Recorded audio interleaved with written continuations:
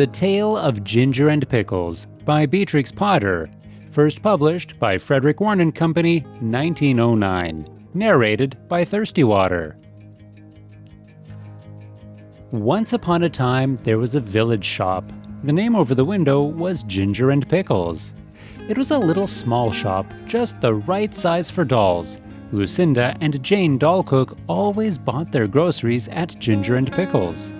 The counter inside was a convenient height for rabbits. Ginger and Pickles sold red, spotty pocket handkerchiefs at a penny 3 farthings. They also sold sugar and snuff and galoshes. In fact, although it was such a small shop, it sold nearly everything, except a few things that you want in a hurry, like bootlaces, hairpins, and mutton chops. Ginger and Pickles were the people who kept the shop. Ginger was a yellow tomcat, and Pickles was a terrier. The rabbits were always a little bit afraid of Pickles. The shop was also patronized by mice, only the mice were rather afraid of Ginger. Ginger usually requested Pickles to serve them, because he said it made his mouth water. "I cannot bear," said he, "to see them going out at the door carrying their little parcels." "I have the same feeling about rats," replied Pickles, "but it would never do to eat our own customers. They would leave us and go to Tabitha Twitchit's." "On the contrary, they would go nowhere," replied Ginger gloomily. Tabitha Twitchit kept the only other shop in the village. She did not give credit. Ginger and Pickles gave unlimited credit. Now, the meaning of credit is this. When a customer buys a bar of soap, instead of the customer pulling out a purse and paying for it, she says she will pay another time. And Pickles makes a low bow and says, "With pleasure, madam," and it is written down in a book. The customers come again and again and buy quantities in spite of being afraid of Ginger and Pickles. But there is no money in what is called the till. The customers came in crowds every day and bought quantities, especially the toffee customers. But there was always no money. They never paid for as much as a pennyworth of peppermints. But the sales were enormous, 10 times as large as Tabitha Twitchit's. As there was always no money, Ginger and Pickles were obliged to eat their own goods.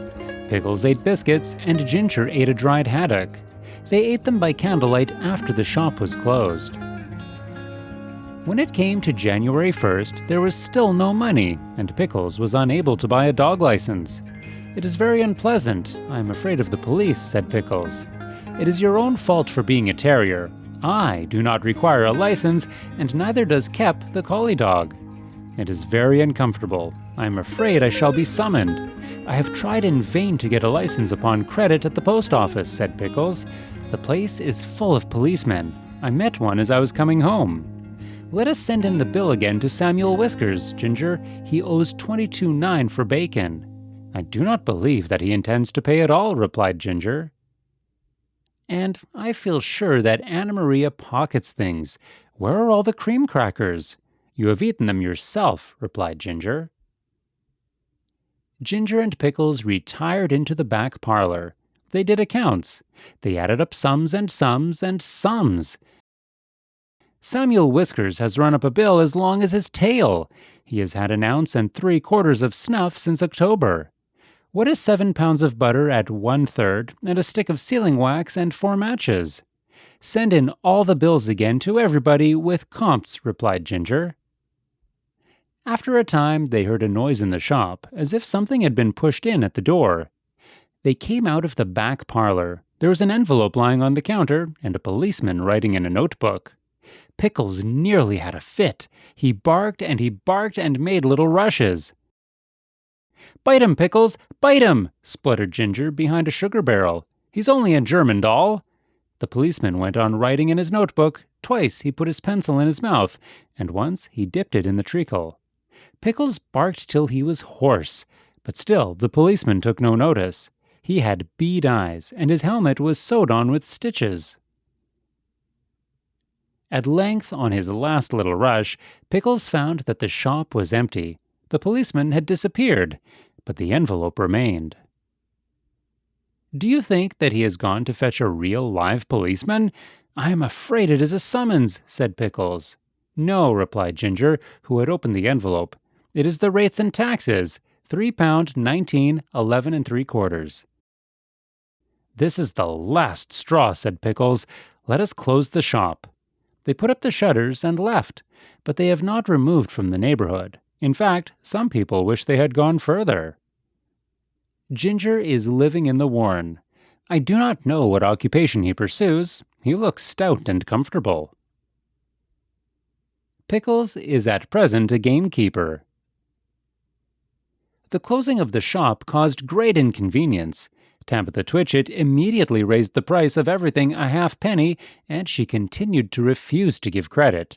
Of course, there are the tradesmen's carts, the butcher, the fishman, and Timothy Baker. But a person cannot live on seed wigs and sponge cake and butter buns, not even when the sponge cake is as good as Timothy's. After a time, Mr. John Dormouse and his daughter began to sell peppermints and candles. But they did not keep self-fitting sixes, and it takes 5 mice to carry one 7-inch candle. Besides, the candles which they sell behave very strangely in warm weather.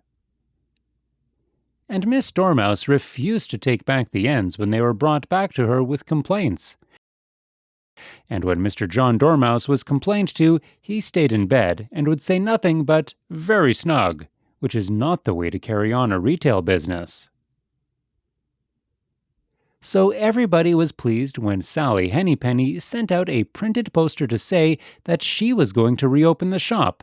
Henny's opening sale. Grand cooperative jumble. Penny's penny prices. Come by, come try, come buy. The poster really was most enticing. There was a rush upon the opening day. The shop was crammed with customers, and there were crowds of mice upon the biscuit canisters. Sally Hennypenny gets rather flustered when she tries to count out change, and she insists on being paid cash, but she is quite harmless. And she has laid in a remarkable assortment of bargains. There is something to please everybody. The end.